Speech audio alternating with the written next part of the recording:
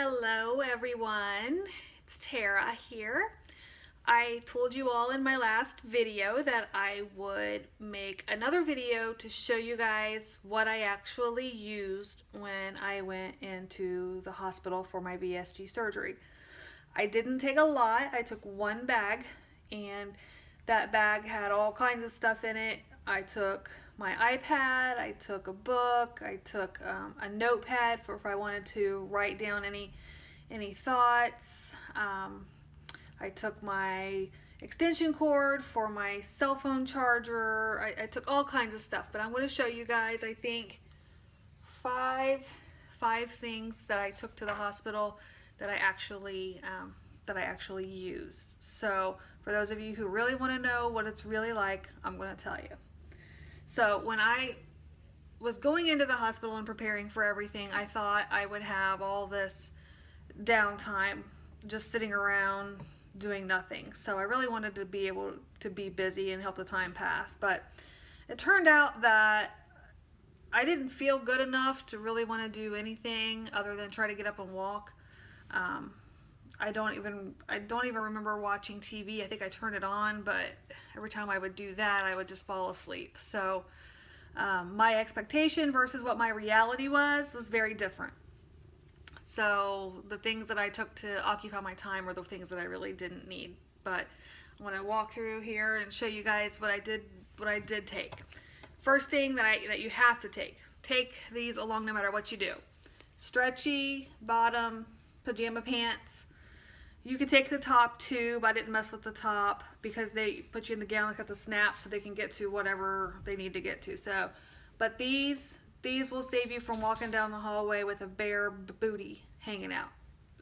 Just make sure they're super stretchy because your incisions are going to be right there at your waistline. So I did that. I took, these are kind of a capri length. Because I had the compression things on my legs, at the bottom of your legs, around your calves, and that way your pants aren't getting tangled up in all the air things going into those. So I was glad I had the capri style. Second thing that I used was a case for my glasses. Obviously I wear glasses, and I wanted to make sure they were protected, so I did use that. This is going to look kind of silly. This is just a little Ziploc bag. I took off all my jewelry prior to leaving the house to go to the hospital, except I wanted to keep my Fitbit because I wanted to see what kind of steps I was getting at the hospital. Turns out I never even bothered to put it back on again. I don't think I racked up enough steps for it to even matter. So I kept my Fitbit in here, but I also have this earring. I don't know if you guys can see this little tiny earring up here.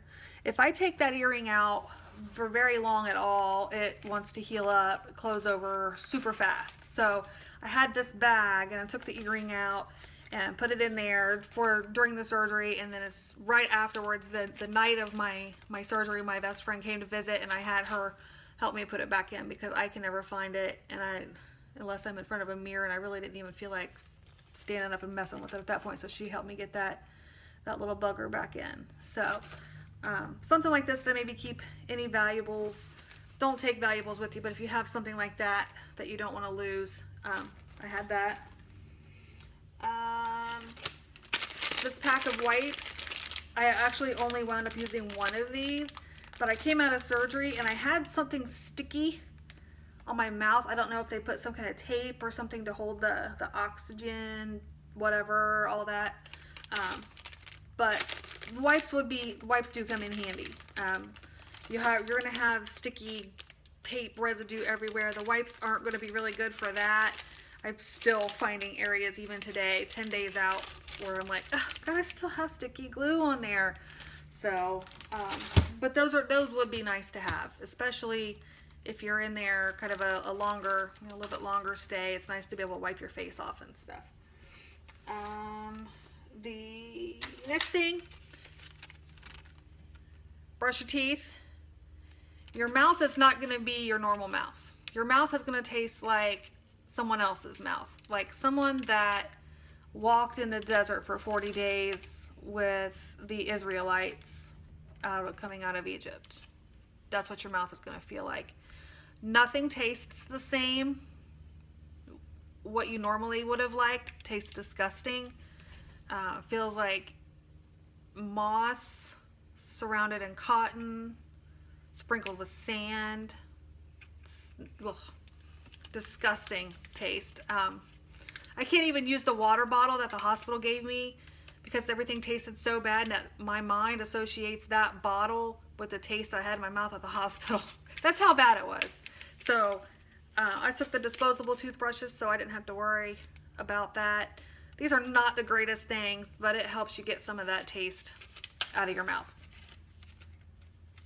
Last but certainly not least, and I'm sure everybody knows what's coming.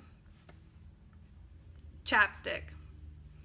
I've seen videos with some people with some cracked up, nasty lips. I'm telling you, bad.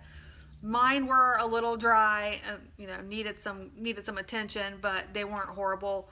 But definitely take your chapstick. If for any other reason than to have something but a hospital scent in your nose. I don't know what it is about hospitals. They all smell the same. They all stink. So this is Burt's Bees, and it doesn't exactly, I mean, it's a minty smell. So it's better than smelling hospital smell all the time. So that is it. That is all. If I had to go in and do this again, that's all I would take with me. Pajama pants, stretchy bottom. Go for a shorter length if it's, you know, it's going to be warm in there. It was like 78 degrees in my room, so I was warm enough. Case for your glasses if you wear glasses. A bag to put any valuables that you may have forgotten about, or in a case like me, you know, it was something I couldn't leave it out the whole time between the hospital and home. Toothbrushes, face wipes, and chapstick. You should be good to go. So don't get all fancy. Now, if you have a phone and your battery dies quickly, you might want to take your charger and an extension cord. I didn't hardly, I mean, I use my phone a little bit to update people. I've got texts here and there and well wishes, but I didn't do any surfing on my phone. I didn't do any, you know, Facebook. I didn't feel good enough. So don't sweat all the things that they tell you. People tell you to take. Now, some people take those Gas X strips. I bought a box of Gas X strips, and I actually went back to the store the other night and had this bag full of stuff that I took back that I never used. I bought a bunch of trial size stuff like soap, shampoo, deodorant. I bought the Gas X strips. Somebody said the Beano meltaways. I took all that crap back. I didn't need it. Don't want it. So unless you are hell-bent on having to have the Gas X strips, don't even bother. Because the gas isn't in your stomach anyway. It's around your stomach, so it's not going to do you any good. But that's really all I've got for you. I will update again when I'm 2 weeks post-op, which is next Tuesday. Today's Friday, so just a few more days and I'll give you my next stats. But that's all I've got for you today. If you guys have any questions or anything, you can comment below. If you like what you're seeing, go ahead and subscribe to me. I'm very open.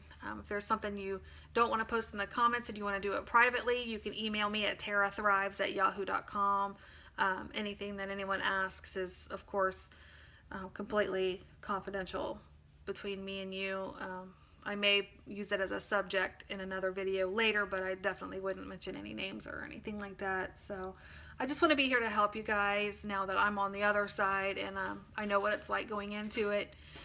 You think you know, you think you've got a good understanding, but until you actually go through it, you really don't. So don't be afraid to ask. But that's it. I want to stop rambling. We're about 10 minutes now. So I will talk to you guys again soon, and everyone take care and have a fantastic weekend. Love you all. Bye-bye.